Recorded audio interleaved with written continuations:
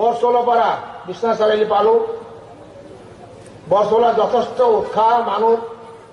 এই ৰাতিপুৱা 9টাতে মানুহ হাজাৰ হাজাৰ আহি উপস্থিত হ'ল। মুখ্যমন্ত্ৰী ডাঙৰীয়াৰ ভাষণ কৰিব। মুখ্যমন্ত্ৰী ডাঙৰীয়াৰ চেহেৰা চাব ভালকৈ ওচৰৰ পৰা। ধুনীয়া চেহেৰা দেখাত সলমান খানো নোৱাৰিব, ইমান ধুনীয়া হয় নে কওকচোন। গতিকে তাত বিশাল জনসভা কৰি আমি ইয়ালৈ আহিছো। পঞ্চায়ত নিৰ্বাচন চলি আছে, আপুনি জানে। পঞ্চায়ত যদি দুৰ্নীতিমুক্ত হয়, ভালকে কাম কৰে, দেশৰ সমাজৰ ৰাইজৰ সবৰে উন্নতি হ'ব। পঞ্চায়ত হল গুৰি, শিপা হল পঞ্চায়ত।